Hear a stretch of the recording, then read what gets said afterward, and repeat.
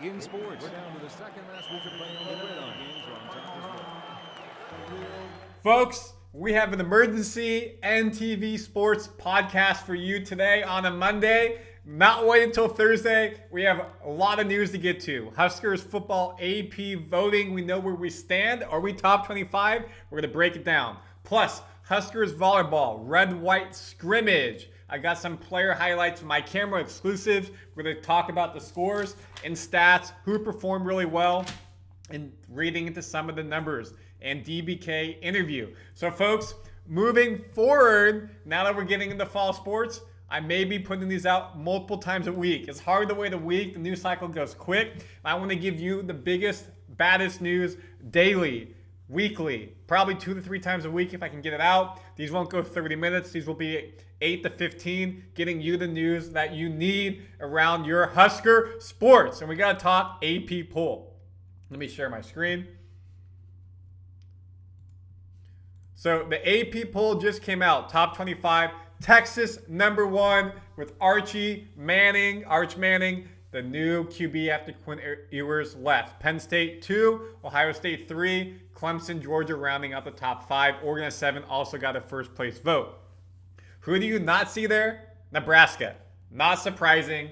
Of course, won the Pinstripe Bowl last year, year 3 Matt Rule. But if you go down, now you'll see Nebraska, number 23. 23 points. To make the top 25, you need 191 where Boise State is. So people think, hey, maybe there's some opportunity there to grow, which is good, but not in the top 25 yet. Technically, they're 26, 27, 28, 29, 30, 31, 32, 33, 34. They're 34 out of 35, 36, 37, 38, 39, 40, 41, 42, 43, 44, 45, 46, 47, 48, 49 if I did that counting right. So AP top 25 poll, not in there, but they have votes. You look at the coaches poll on the other side. So you still have Texas, Ohio State, Penn State top 3, but Ohio State and Penn State switch. Nebraska here has 19 votes. So the coaches see some future promise depending how the season starts. And then, of course, some games you got to win to make that happen. So if we look at their schedule, Cincinnati, it's now the 28th, not the 30th. Akron, Houston, Christian. Troy Dannon spoke last week. He said they expect Arrowhead to be sellout. Right now, 66,000 tickets have been sold, and about 60,000 are Big Red fans. Yes, about 60,000 have area codes around the Big Red community. It's going to be a de facto home game, even though it's neutral. So hopefully you get 3-0 to get to Michigan. You need to beat Akron and Houston Christian at home. You get to Michigan. So, oops, wrong way. So let's look at this. What teams are ranked that they're playing? Well, we just said Michigan. Where's Michigan ranked? Right here, 14th. Penn State, they play towards the end of the season. 2nd. You think they'll still be pretty high at that point? You think Michigan, if we look at Michigan's schedule, open link, their schedule, New Mexico, Oklahoma, Central Michigan. Oklahoma, a ranked team at 18th, will be a pretty tough game there. But it's away as well. So you think they come in either 2-1 or 3-0. Again, you look at Nebraska.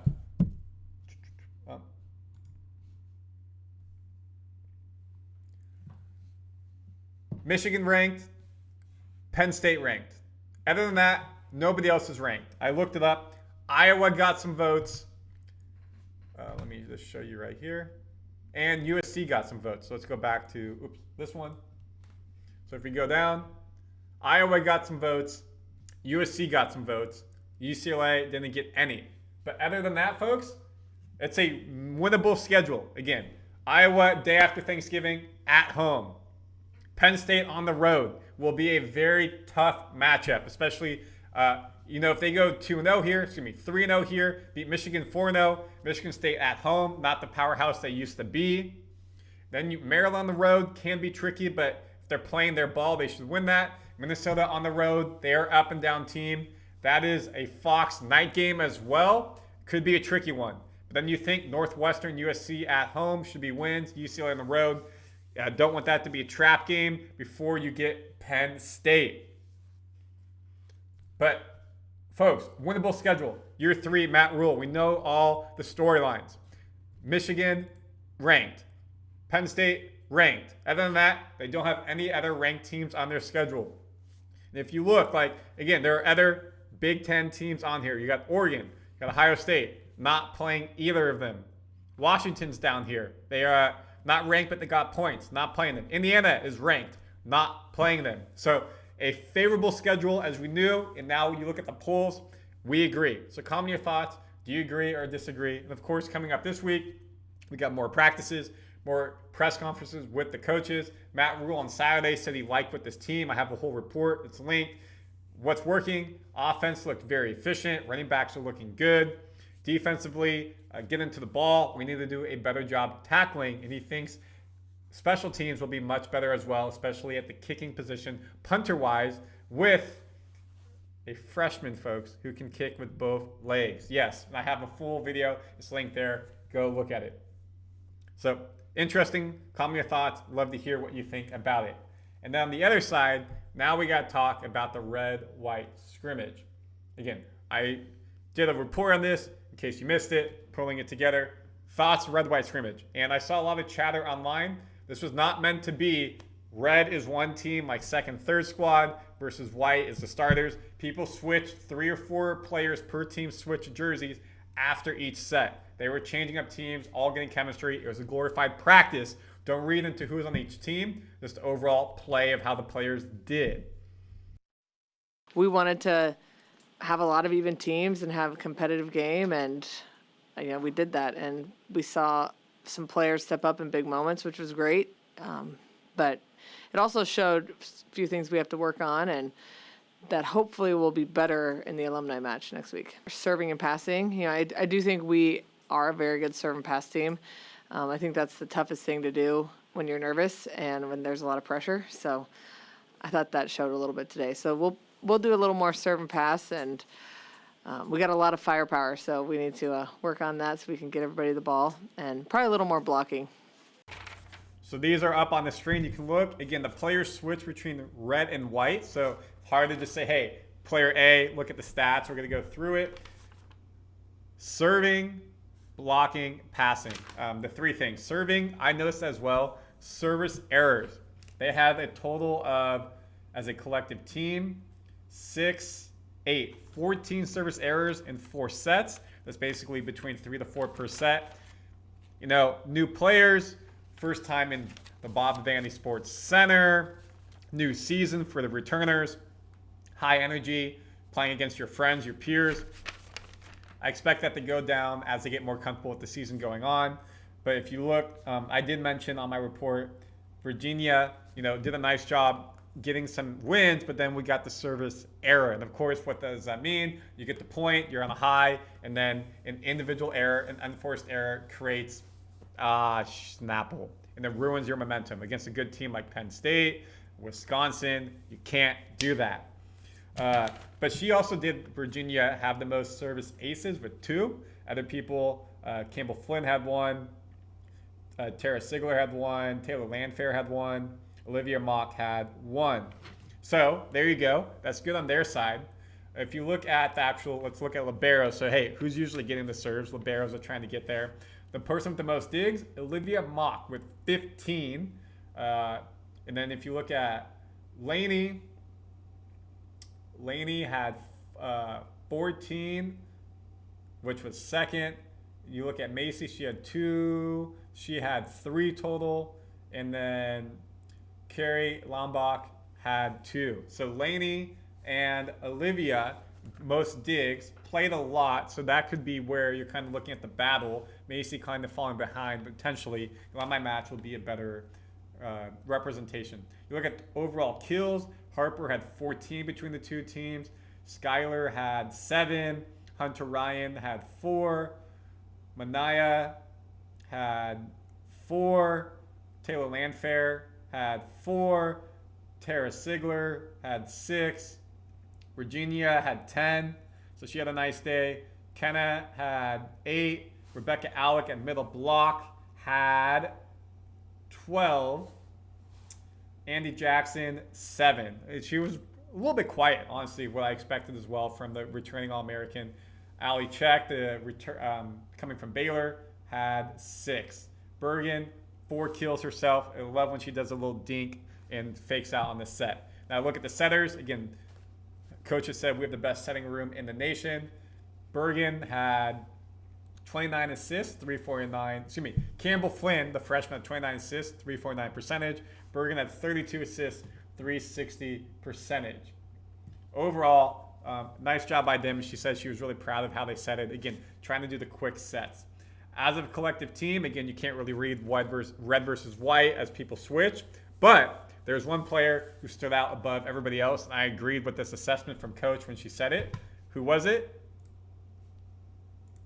I didn't really know how that worked here, but it's a player vote award, which makes it even more special. I think that made it mean even more to Rebecca. And coaches aren't allowed to be in summer lifts, so I hadn't seen her or even heard from the strength coach, who was doing better, who, wasn't. And I just knew this preseason she was at another level. And I think her competitive spirit is where it needs to be. And to see that get rewarded, and of course it's a lifting award, but still a vote, to see that get, awarded by her teammates is pretty special. And this means a lot to her in her senior year. I know she wants this to be her best year, and just as a player, but also as a teammate. So I'm really excited for her. I knew she was going to be very, very excited about that.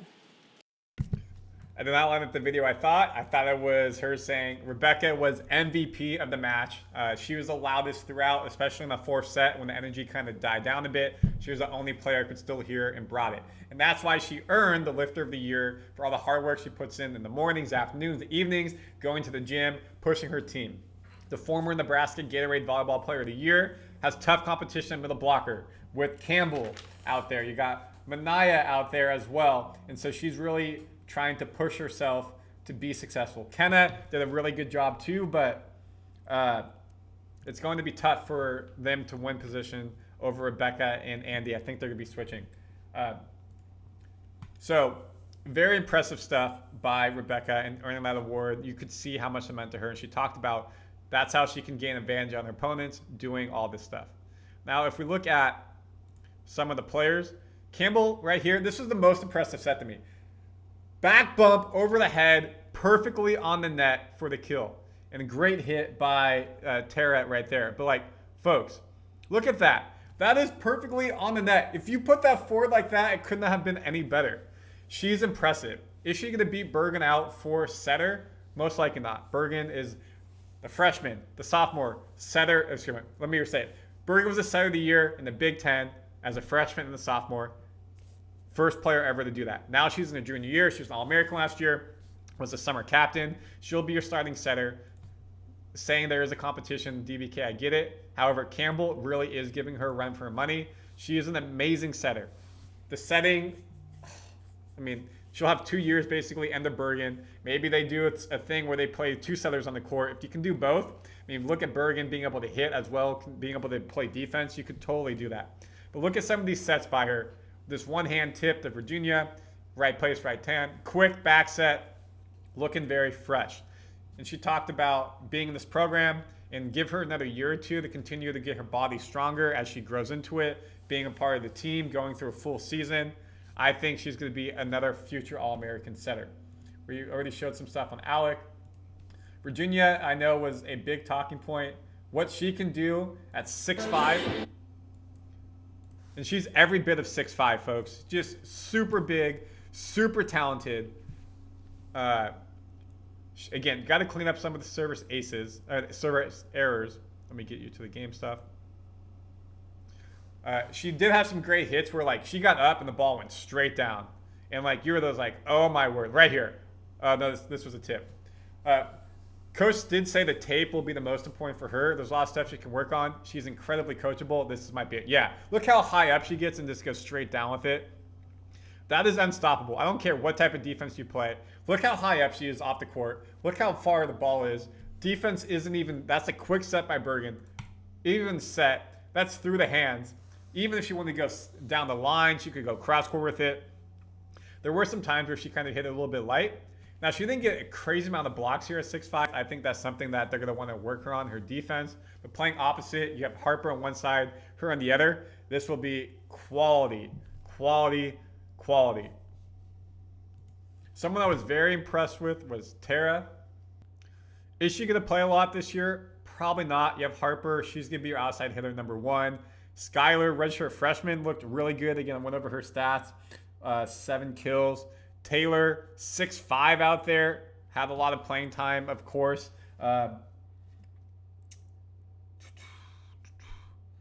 She had 4 kills. 4 kills total. Some good defense as well. So I think she's going to be learning a lot, but if she earns playing time, it's well-deserved. And it'll be interesting to see how the coach deals with it. And let's go over some of her stats or plays. Manaya, I was incredibly impressed with her as well.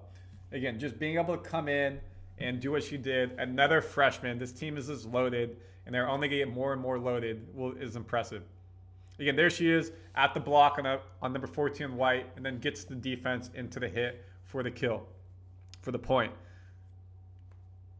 Again, on the other side, now in red, number 14, just showing her getting up. And just bumps it over. Good, smart play, puts it back. Getting up right there, helping, trying to get the block. Looking very clean. She had 2 kills. She had 4 kills total. She had 2 blocks. She had 6 blocks total, which was a team high. And that was something that DBK called out in the press conference as well. So it's impressive, again, just to see how these players are doing and really out there performing as their first time in the red and white jerseys. And lastly, the team leader probably will be team captain, I would think, being voted by her peers, Harper Murray. I didn't get a lot of video of her doing her thing because I wanted to focus on other players new. But you know, Harper, she is definition of consistent. Her digging on point. She can set if needed. Of course, we know about her hitting paralysis. So it was really impressive to watch Harper do her thing. I was very, very, very impressed. Can hit from behind the line, coming from the right side, of course, as the hitter. And she's very strategic with her hits. Like DBK said, they're trying to get her to hit stronger and harder. Again, there's a dig that was just perfect. Less placements. So she did have some balls that she hit that went out. That's because they want her to try to practice hitting on line, practice hitting across court. And that's what these are for. The alumni match, the scrimmages, to get better. You can see there, thought that point was over and was able to get back in the position. Here she comes. Get big hit, long. Again, practicing, trying to have her hit harder. In terms of her overall points, again, she had 14 kills on 33 total attacks for around 300 percentage. Again, you got to put the numbers together. 1 block attempt, no blocks. Maybe a little bit more we need to get out of the blocking from her. But I liked what I saw in the red-white scrimmage. It was fun to be there. First time for me at a live Nebraska match, and it lived up to the hype. So these players really showed out. Now it's the alumni match. This will be better test. As Coach said, new faces you don't see in practice every day. I think that rotation against the alumni match will give us a better idea of who is playing where, what, and type of minutes. So comment your thoughts, folks. Football, volleyball, a lot to go over. Again, we'll try to do these 2 to 3 times a week, giving you all the news that you need daily on or weekly on Huskers. Like, subscribe, follow on all channels, Randy Silver TV and or NTV News. See you on the next one. In sports, we're down to the second last week of playing on the gridiron. Games are on top as well.